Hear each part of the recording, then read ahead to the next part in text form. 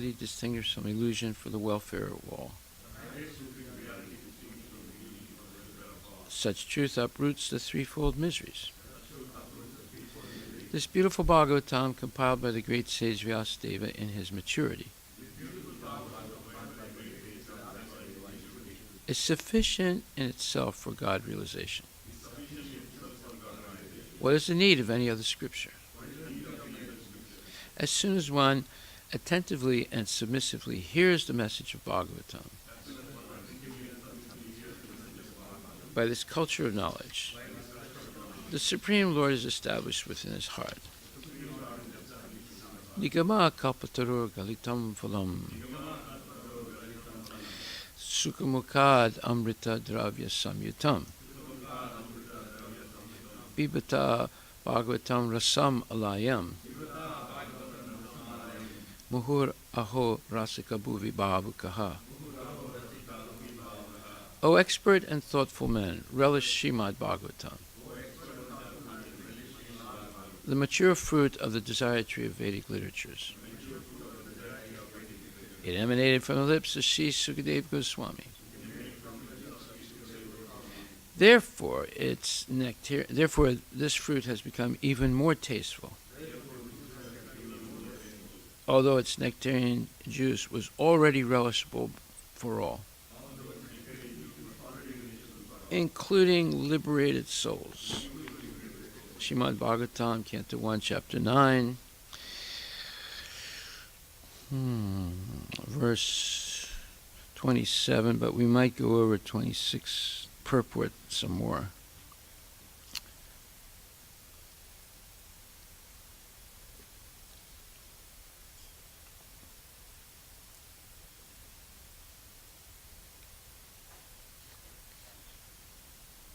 Okay, we'll go to text 27.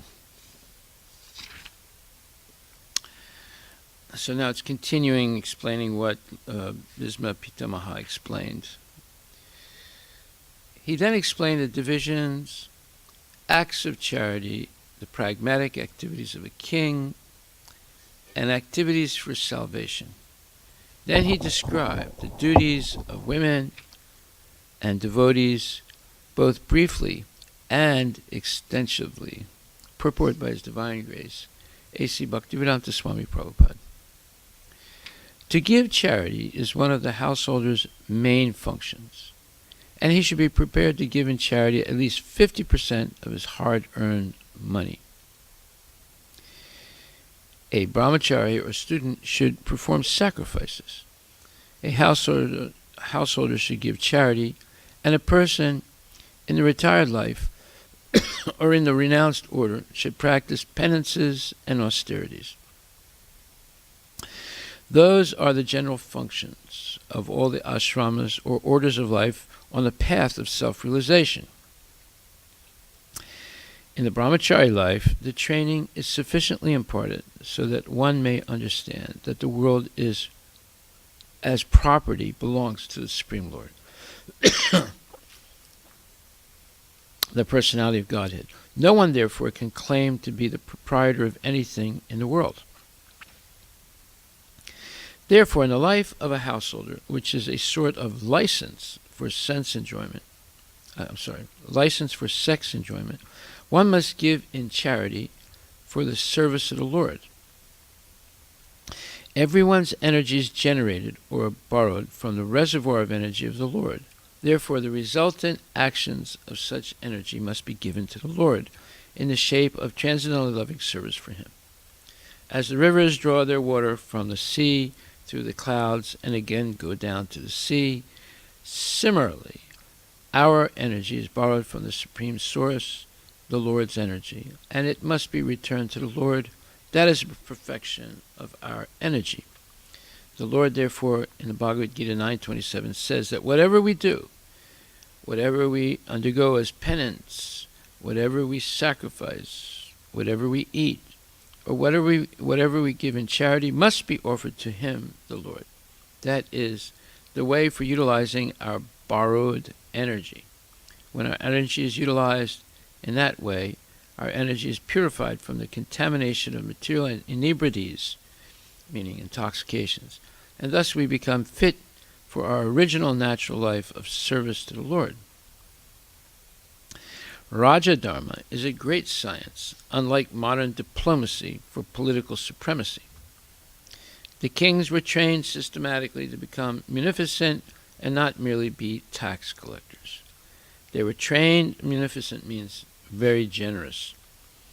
They were trained to perform different sacrifices only for the prosperity of the subjects. So that's a very important point.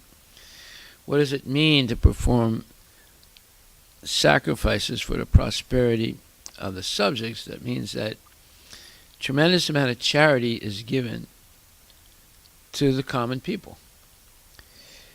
And therefore, there's no jealousy or distrust of the king, because not only a king is generous, but he's also living like a sadhu, although he fights like a kshatriya.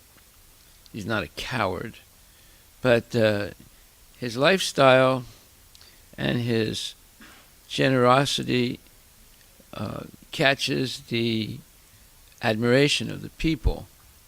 And because everyone's minimal needs are provided easily, they're not dissatisfied. And then the king helps everyone also make spiritual advancement by maintaining the Varna Ashrama system, where they can gradually progress in spiritual life. So, one example is that was Lord Rama in Ayodhya. Everybody loved him, and because of that, they led very spiritual lifestyle, and there was no need of anything. Everything was provided because people were not committing any sinful actions, and the king was not a sinful person. He was an ideal person like Lord Rama. To lead the prajas means whoever is born in the country, including the animals, to the attainment of salvation was a great duty of the king. The father, the spiritual master, and the king are not to become irresponsible in the matter of leading their subjects to the path of ultimate liberation from birth, death, diseases, and old age. So, if someone becomes a father or a mother, their duty is to, and if they have children, their duty is to help their children become Krishna conscious in every way possible. When these primary duties are properly discharged, there is no need of government of the people, by the people. In other words, you don't need democracy when the leaders of society are spiritually and materially responsible, and they perform their duties. What is our duty in life? Well, dharma means duty, but the duties that we perform for the pleasure of the Lord. That's the meaning of dharma is. So our duty in life is, not to be an IT person or drive a taxi or do this or do that. Our real duty is to become Krishna conscious. That's the whole point of the human form of life. And these other duties that we have are temporary, and they will not help us at the moment of death. You're not going to call out to Microsoft at the moment of death, please come and help me, I'm dying. What are they going to do? Are they going to do anything for you? They'll say, well, good riddance, we don't have to pay you any more, retirement, whatever.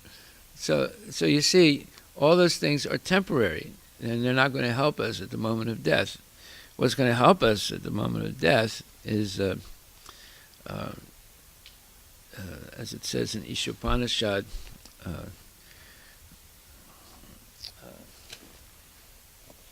Mantra 17, it says,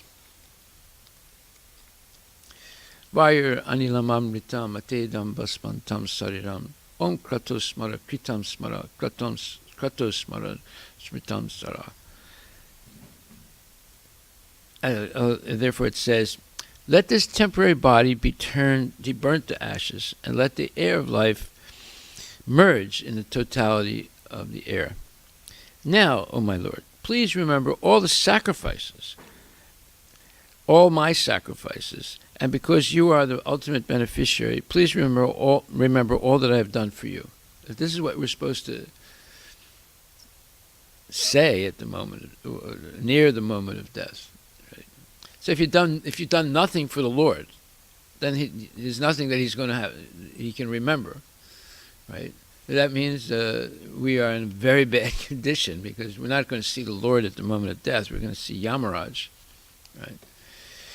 And if we've done something, well, that's good. But if we've done everything, then you go back to Godhead.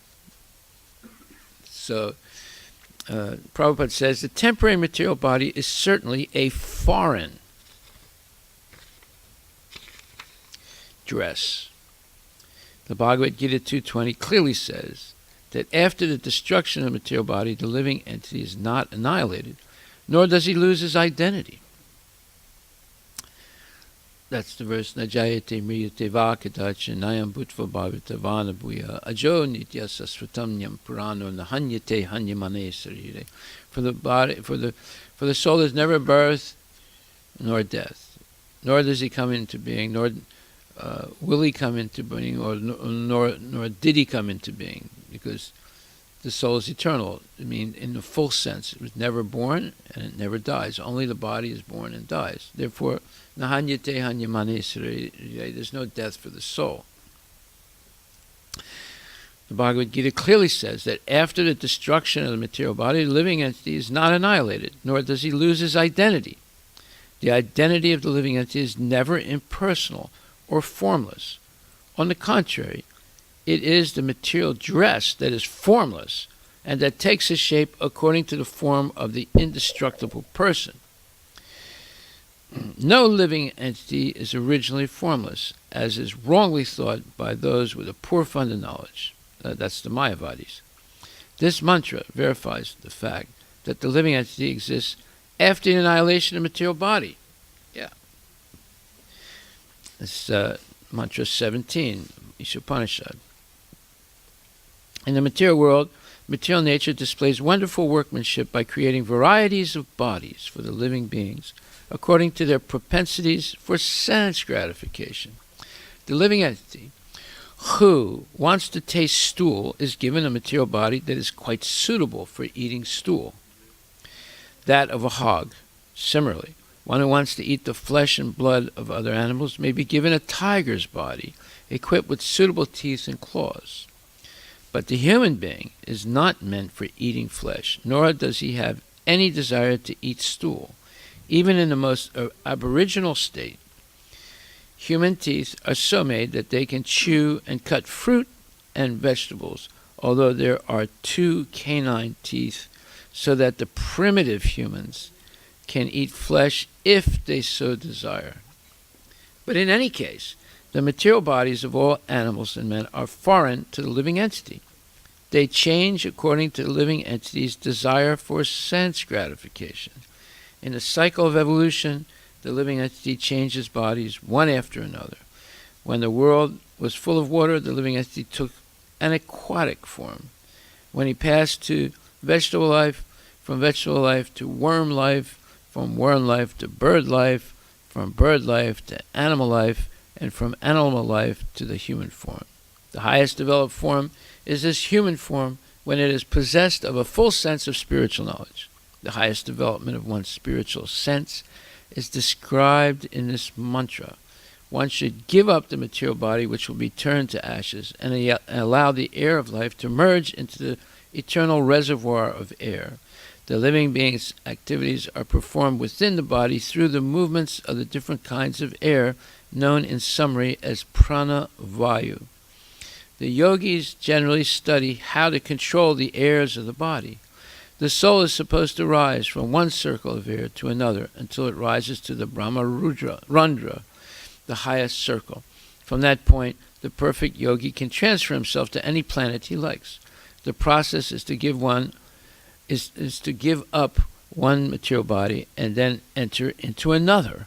But the highest perfection of such changes occurs when when the living entity is able to give up the material body altogether, as suggested in this mantra, and enter into the spiritual atmosphere, where he can develop a completely different type of body, a spiritual body which never has to meet death or change. So we see this is real knowledge. They don't teach this in schools. They teach you ignorance.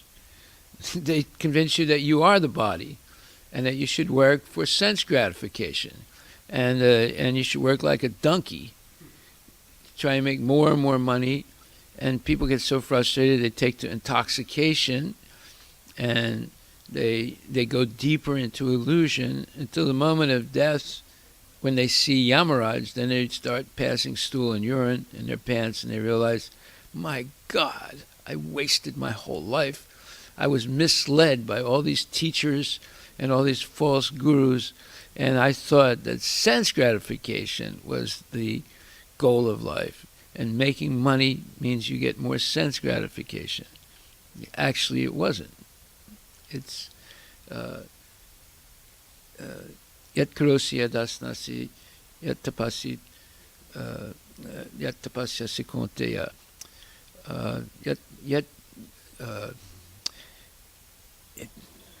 yeah. So whatever you do, whatever you eat, whatever you offer in charity, and whatever austerities you perform, do it as an offering to me, Krishna says. That should be our life. Is everything we do should be offered to Krishna. It's not only we offer our food. We should offer everything in our life to Krishna. And therefore we have to learn how to do that properly. It's a science, how to offer everything we do properly to Krishna, because everything belongs to Krishna. This is what should be taught in school. But no, they think everything belongs to you. The more you can exploit people, and that's what's called the corporate culture. It's all about who can exploit better than others. And the person who can exploit better, they become the CEO. And they exploit everybody else's work to make money off of them, right? And they give back a little bit of money, of course, to keep everyone working like a donkey. But they make more money than anybody else, and they have bigger houses and bigger cars and bigger egos and bigger bank accounts and so forth, you see. So you have all these companies, multi-billion-dollar companies, and of course they're employing so many people and they're giving them something. But what are they giving them? They're giving them pittance compared to what they're getting. And it's all exploitation and competition, vicious competition. You know, if Microsoft could eliminate Google, they would. Right? If Google could eliminate Microsoft, they would. They wouldn't say, "Oh, that's a shame what happened to them." They'd say, "Good riddance," you know. And Amazon, they're all into this domination. So this is not what real life is. So here Prabhupada is saying that Krishna is the reservoir of all energy, and we draw some energy from him. So all that energy should be used, should go back to him. And he gives the example of the sun evaporates the water of the ocean, and the ocean is a salt ocean because the salt is a preservative. If the ocean, the vast ocean, did not have salt, it would start stinking, and it would become infected, right? And and a river that doesn't flow anymore, it becomes infected, right? The only reason the freshwater rivers remain clean is because they're flowing, and they're flowing fast, and they're cool. When a river becomes too hot, and it slows down, and eventually it dies. Eventually it will die, because the speed of the water, the temperature of the water is all, optimal, and it has to meander. It can't go straight. It has to meander like this, right? And then, and on the bank of the river, there have to be trees to cover it with shade. so that it stays cool, especially in the wintertime. If these conditions are not kept, then eventually the rivers die, and they begin to stink. And you see that in India. If you go to Bengal, you know, on the way to Mayapur, you'll see there's big ponds overgrown with vegetation. That means a sign of fetid or stinking water, and the water is not moving, so it becomes infected. And then all kinds of strange plants grow in it that eventually dry it up, and then the whole thing dies. So in the same way, the water's evaporated, so that separates the salt from the fresh water, and then it's carried by clouds and the wind, and it rains or it snows in the mountains, and then it's preserved there all winter long, and then spring comes and slowly warms up, and then it starts, that snow and ice starts to melt, and it comes down and carries minerals from the mountain, and the rivers flood, and it fertilizes the land, and people can drink the fresh water, and eventually it all goes back to the ocean, you see. So in the same way, the energy that we have in this body, it should only be used for Krishna, and it should go, if it's coming from Krishna, it should go back to Krishna. So it's a very nice example that Prabhupada says. And then he says that the Lord, therefore, in the Bhagavad Gita 9:27 says that whatever we do, whatever we undergo as penance, whatever we sacrifice, whatever we eat, or whatever we give in charity, must be offered to Him, the Lord. Yat karosi yat asnasi, yat johosi yat asnasi, yat karosi dadasi yat tapasyasi konteyat tat kurushva madarpanam. So that verse is very important. Although when Ramananda Rai quoted that verse to Lord Chaitanya as a means of becoming Krishna conscious, Lord Chaitanya said, that's good, but give me something more, it's not enough. So what did Lord Chaitanya become more satisfied with was when Ramananda Rai said, Stanis tatastuti kadan tanaman manobir. He quoted a verse by Brahma that says, look, just stay in your position, whatever it is, and continue hearing Bhagavad Gita and Srimad Bhagavatam on a regular basis, morning and evening. And Lord Chaitanya said, aha, that's what I want to hear. That's what is going to help people become Krishna conscious in Kali Yuga. So, therefore, that is the way of utilizing our borrowed energy. When our energy is utilized in that way, our energy is purified from the contamination of material inebrities or intoxications, and thus we become fit for our original natural life of service to the Lord. So we'll stop right there and continue with this purport. It's a long purport tomorrow. Are there any questions? Okay. Yes.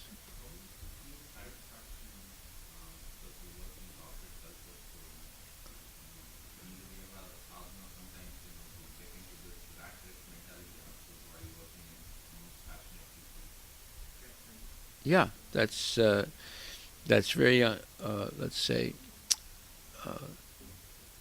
it's a negative influence. Yeah. It all depends what you're going to do with the money you get. You're going to follow the passionate, lusty lowlifes that you work with, and get bigger houses, bigger cars, or you're going to be a devotee and sacrifice, right? Householder has to be charitable. By increasing your bank account, you're not being charitable, you're being greedy. But you have to have some savings for emergency, right? So normally, I mean, he said it here, households have to give 50%. How much are you giving, Prabhu? How much you?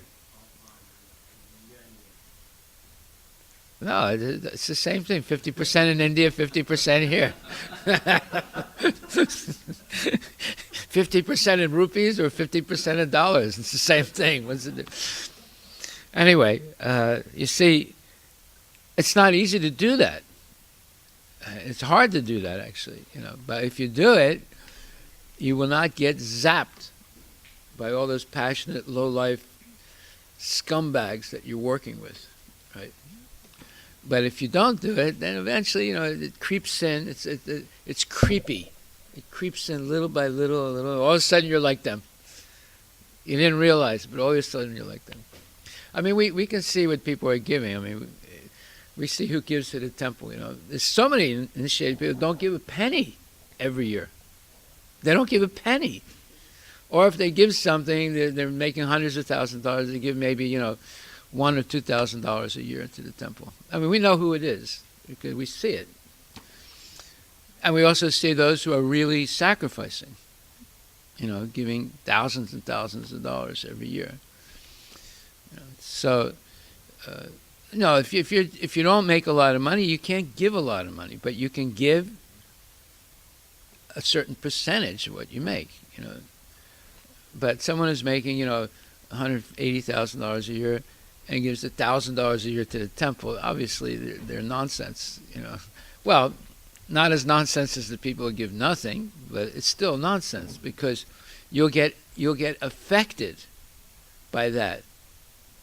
You see, it'll affect your life, and your sadhana will go down, and the greed, the envy, all these things goes up.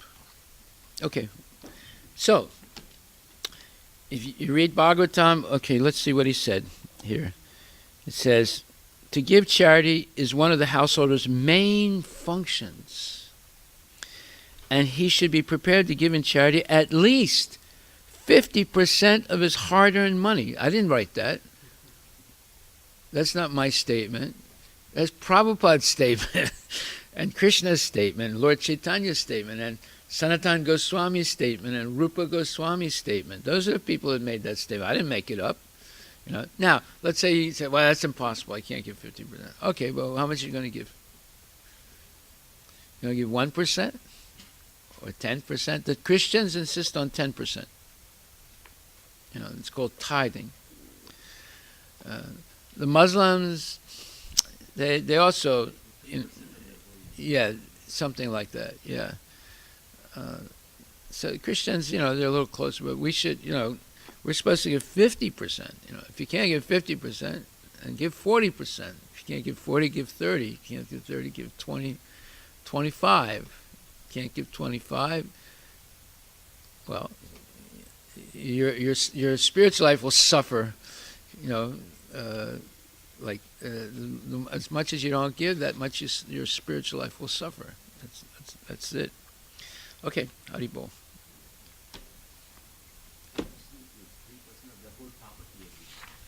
The whole property. Whole property, not just the income. Yeah. So if they had $1 million set up, every year they give, it's more than 10% of their income. Oh, wait a minute. 3% of $1 million is how much?